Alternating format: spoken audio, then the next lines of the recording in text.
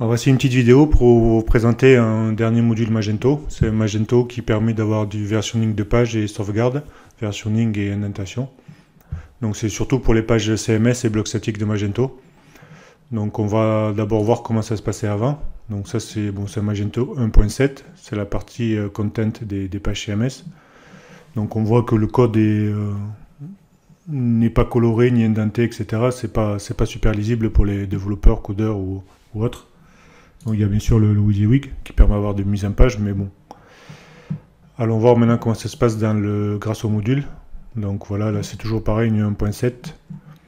Là on voit que le code est coloré et indenté. Enfin on peut l'indenter. On peut rajouter des tabulations ou des espaces, etc. pour avoir un code beaucoup plus propre. Ou faire un copier-coller d'un éditeur. Il y a aussi la numérotation de lignes, donc c'est bien pratique. Surtout, ce qui est pratique dans ce module, c'est le... Donc là, je vais sauvegarder. Surtout, ce qui est pratique, c'est le versionning. Donc là, je viens de rajouter des tabulations, mais je peux revenir en arrière. Donc le 9 mars à 10h26, je l'applique. Hop. Ouais. Bon, ben là, c'était... Non, c'était l'autre. Appliquer. Voilà, on revient à la version originale.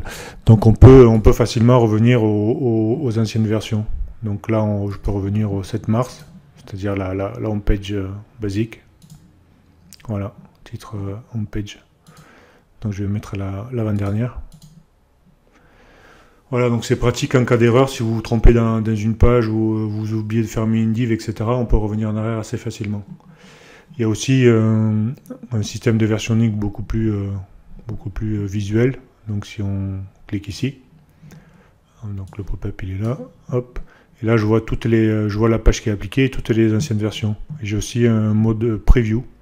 Donc là je clique, voilà, ça c'est la home page d'origine.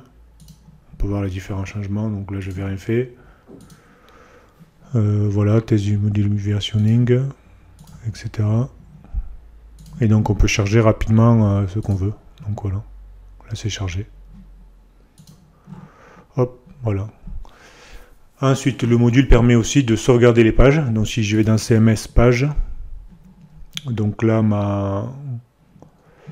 j'avais fait un import de page, on va l'exporter.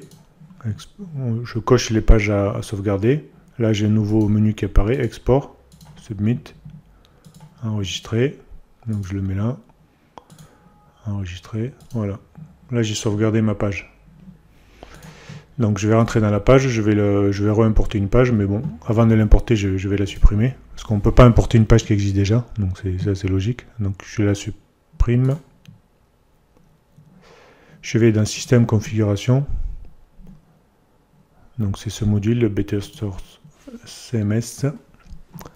Donc je vais importer une page CMS, import page CMS. Hop, parcourir, je la choisis. Je sauvegarde.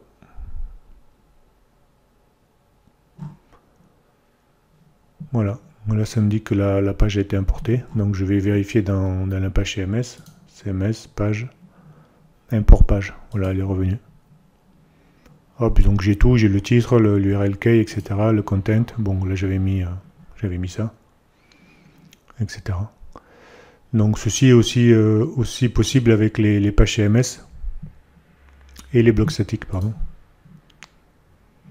Donc voilà, on peut importer, exporter ces blocs statiques. Voilà.